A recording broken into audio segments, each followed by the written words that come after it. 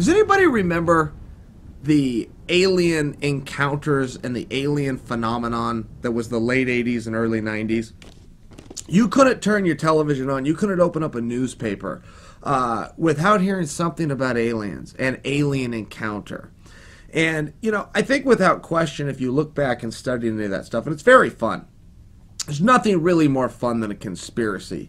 You know, you suspend reality for a moment, and you just start to look into all of these different arguments and proposals, and they're all very capricious, but they're also very entertaining. And in the late 80s and early 90s, you could not do anything without, you know, somebody was being abducted by an alien, somebody saw a UFO, and we had all of these crazy ideas, you know, and you could always dissect this alien phenomenon with very basic ideas. For example, it was commonly believed in this place called Roswell that there was an underground city the size of Manhattan, where the United States government and our top CIA officials and the Russians at the time, they were known as the Soviet Union, their top officials and the Germans and the Japanese, we had all these doctors and scientists, and they're working underground, and they've got aliens and UFOs under there, and they're interviewing them. And this was very commonly believed. I mean, you had admirals in the military, you had people that worked at NASA, you had people from the Pentagon that were helping to add and perpetuate this.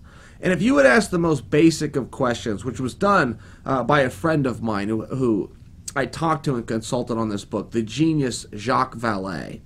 And what the genius would do is he would dissect their arguments with very basic questions. So they're sitting at this round table, and this gal from the Pentagon is telling a gal from NASA how this underground city at Roswell exists, and it's the size of Manhattan. And the genius simply says, "Who takes the garbage out?"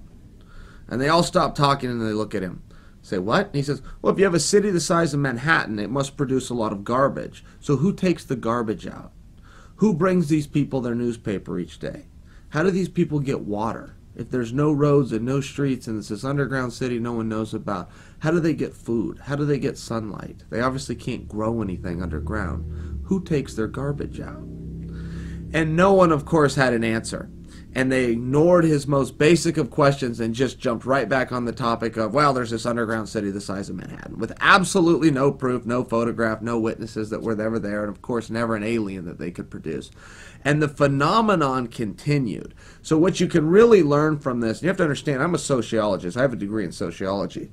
What you can really learn from this isn't whether or not there was aliens. We don't know if there's ever been alien encounter. But if you lived through the 80s and the early 90s, you do know and you will recognize there's a genuine phenomenon. There genuinely was information put out, even by our government, that wanted to lead us to believe that there were aliens. Why did they do this? Was this a psychological study? A lot of people propose that it's a way that the military tested itself to see who could keep a secret. Was it a sociological experiment? Nobody really knows. It kind of just went away. But what we did learn was the pitfalls in human thinking. The pitfalls that I cover in the book, A Voice of Reason. You know, you'd see this a lot too. Somebody would claim that they have a magical power. They say, listen, I've got a power because I was abducted by aliens. In fact, see that spoon sitting over there? Without me touching it, I'm going to make that spoon move. And when I do that, that's because of powers that I was given by an alien. So let's say I do that. Let's say I make the spoon move. Then everybody in the room goes, oh my goodness, that guy was abducted by aliens. Well, hold on a second. One doesn't equal the other. If I have an ability to move the spoon, that doesn't mean that I was given that ability by being abducted and probed by aliens. But that's a pitfall in human thinking. You need to be very careful. There's 6 other pitfalls that we fall for.